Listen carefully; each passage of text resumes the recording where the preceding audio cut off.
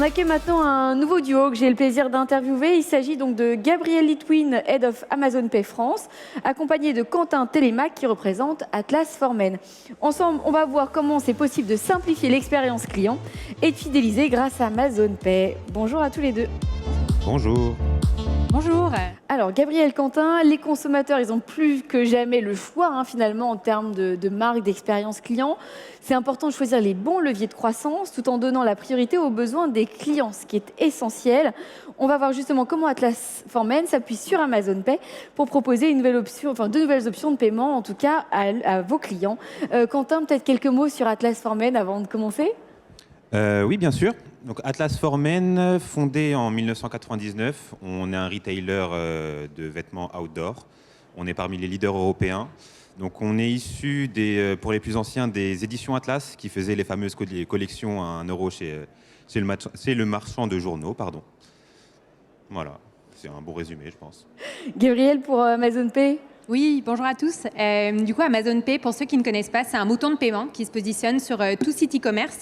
On permet à la fois donc, pour les consommateurs finaux de pouvoir faciliter, simplifier et sécuriser leur checkout.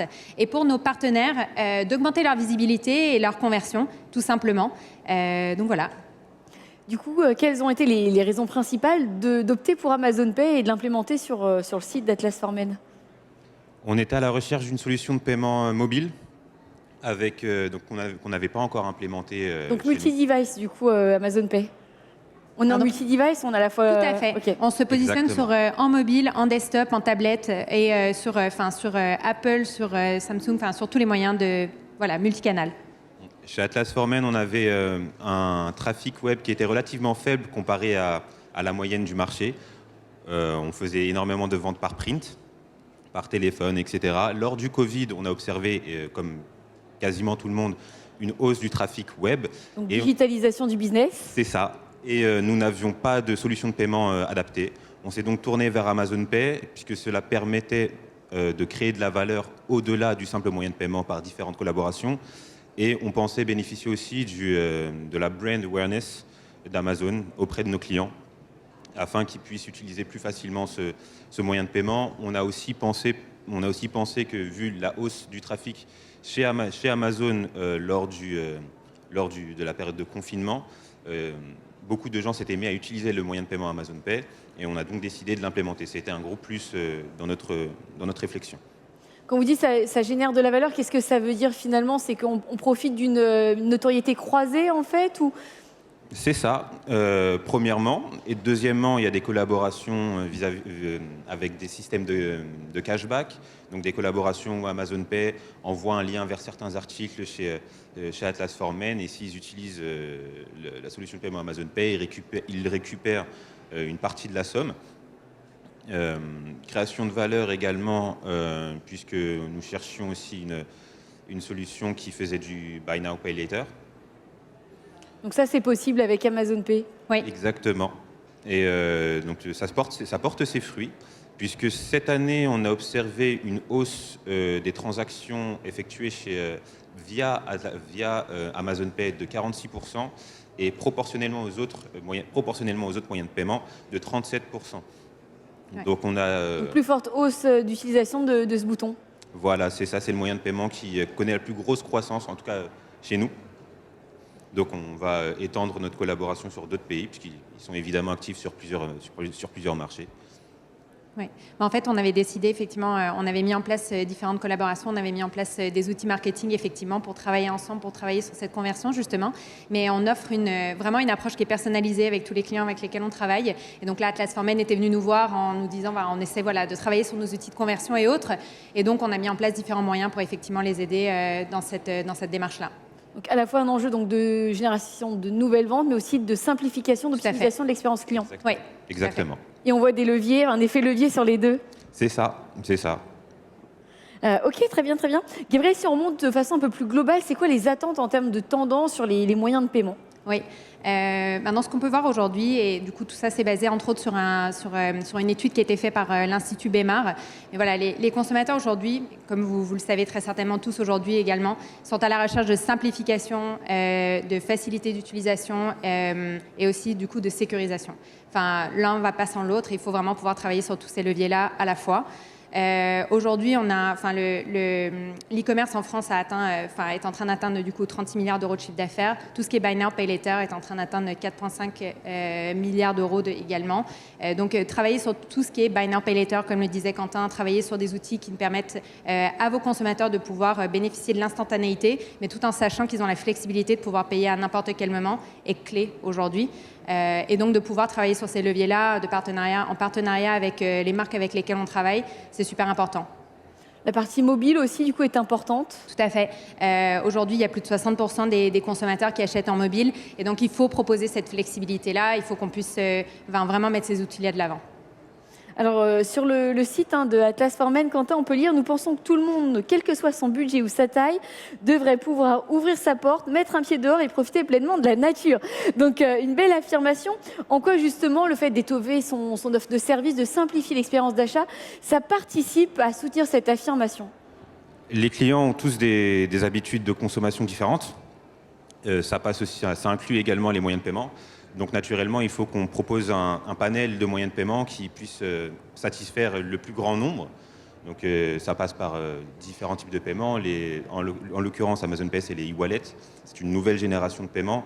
On peut satisfaire aussi une clientèle plus traditionnelle, donc via des moyens de paiement donc par téléphone, la fameuse carte bancaire également. Dans le cas d'Amazon Pay, donc j'en parlais tout à l'heure, il y a la fonctionnalité de Buy Now, Pay Later qui est très intéressante.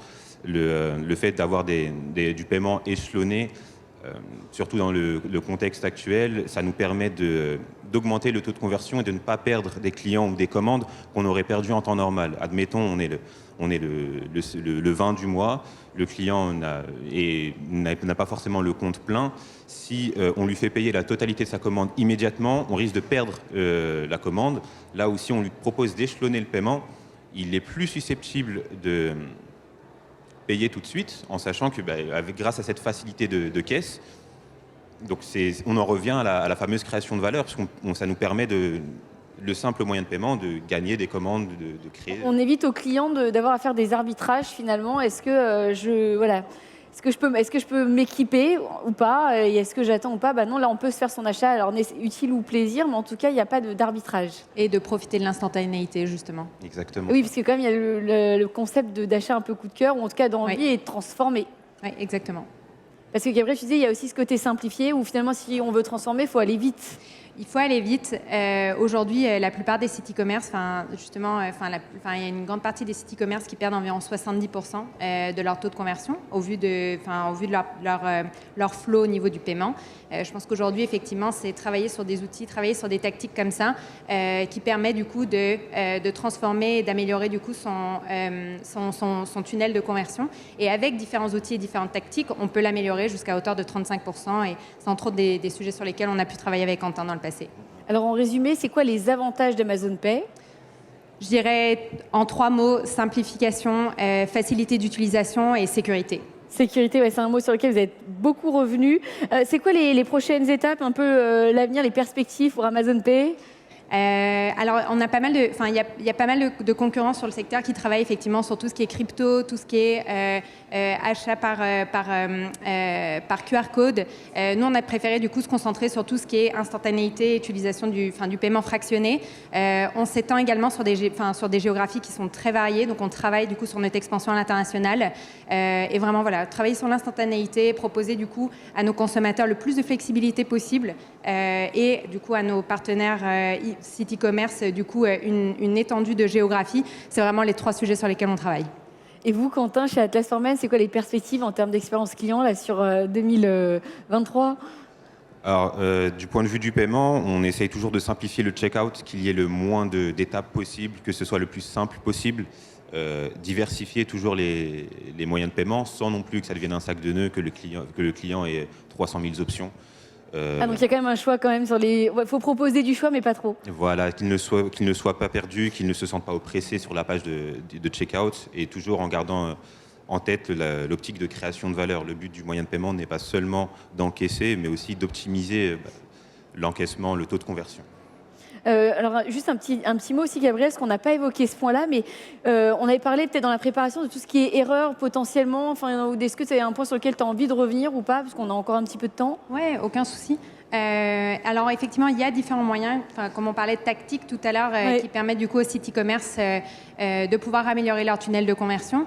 Par exemple, tout simplement proposer un champ, un seul champ et pas deux pour le nom et prénom par exemple, proposer du coup une saisie de l'adresse par le code postal ou une automatisation de l'adresse par code postal pour éviter des erreurs au niveau de la saisie, pouvoir proposer une façon simple de pouvoir retrouver son mot de passe pour effectivement ensuite effectuer son achat, pouvoir proposer d'effectuer son achat avant de devoir faire une création de compte aussi et effectuer sa création de compte à la toute fin de son achat, des petites tactiques comme ça qui peuvent aider les sites e-commerce. On peut peut-être aussi vérifier ces informations, être sûr qu'on a tout et pas avoir à revenir à la première étape. À la toute dernière étape, exactement. Et comme ça évite effectivement de revoir, à ressaisir toutes ces données au fur et à mesure du funnel de conversion. Et oui, une donnée à la fois, tranquillement, mais de façon sécurisée et peut-être rafraîchir aussi. On parlait tout à l'heure de zéro ou first party data. Oui. Donner l'occasion aux clients à chaque fin de checkout de revalider si les données qu'on a déjà, elles sont OK encore. Tout à fait.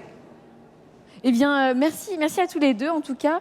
Normalement, là sur l'écran va s'afficher le QR code pour télécharger le rapport complet de l'Institut Bémar sur l'optimisation des caisses dont Gabriel, vous venez de parler. Donc, une nouvelle fois, on voit que les QR codes sont bien instaurés dans nos quotidiens. Tout à fait. Je voulais aussi ajouter qu'on est juste à la sortie à droite.